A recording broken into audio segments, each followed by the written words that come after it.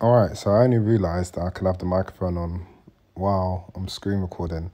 So what you can see here, this is on a 15 minute. And if I just get a line here, you can see where the market is at the moment. Now, as you can see, this is where my closest bounce is, over here, right? Where it is. But where I'll always do my stop loss is underneath, because I know for sure if it goes over here, it's completely going down. If I done my stop loss over here, it could be staggering over here like it's doing, bounce a little bit, and then continue to go up. So always tend to kind of do it a bit lower. And if it hits it, it hits it. It's absolutely fine. But at least you know you've been disciplined enough to get out when it does. So that's the bit of 101 I wanted to share. But we'll see how this plays out exactly. And I'll keep you lot live and updated exactly as it goes along. Now, guys, what we can see, talking on my previous video, is that by me just putting my stop loss under that bounce, you can see how now the market's retracing. Now, this tends to happen when, obviously, market makers are trying to stop loss hunt, and what will happen is they know that the average person will put their stop loss at that bounce right there, right here. So where they know people will do that, they'll push the market, and as you can see, that's turned into a spike. It's not actually a body on it, and that's just to wipe most of the people out. So that's what I want to say when you put your stop loss. If you're putting your stop loss, always tend to do it lower. You may see a lot of people will debate, oh, risk to reward, but it's like, okay, let's be realistic now. If it hits here, which it probably will, you're going to be wiped, and then you're going to enter again. So you might as well put it to a stage where you know if it passes here, it's indefinitely going down.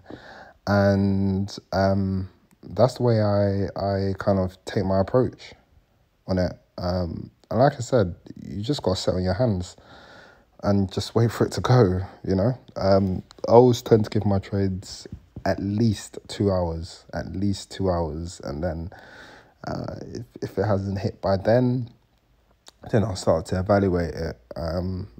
But most of the time, like I said, it's all about sitting on your hands. If I go onto an hour chart in which I'm expecting it to hit on, then you can kind of see where I've done it. I'll take profit based on. Right, I'm going to walk through this trade as I do it. So it is 2:20. American session is about to open at 2:30. I could wait to 2:30, but I'm just going to first of all draw up my analysis. So I'm going to go into the hour chart. On the hour chart, I want to see where's my take profit. Obviously, I'm going to be entering for a buy. So what I'm going to do, so I'm going to look at my bounces, and to be honest, I'm just going to do it where it's touched already. That looks like a near safe bounce. So up here, that's 33,300.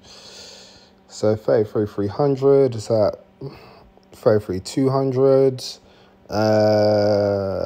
My stop loss, I'm going to look at my nearest bounce and do it below there. So I'm going to do my stop loss around over just underneath here to be safe this time. So that's 33,156, and my take profit is going to be 33,300. And so I'm just going to let's do £1 a pip. Again, I'm just doing it for those who wonder why I'm only doing £1 a pip on here, because just to put in perspective for people. But obviously the same thing will be replicated on a MetaTrader. So I've got my take profit there. Let me do my stop loss as well. Stop loss, remember, I'm doing it based, let me make sure this time frame is on the hour. I'm doing it underneath the bounce over here. And so you can see there that is take profit of 84 and stop loss of 57, and we're going to enter. This one should be good. This should be good. It should be good. It should be good. It should be good. And there we go. So I'll keep you lot updated.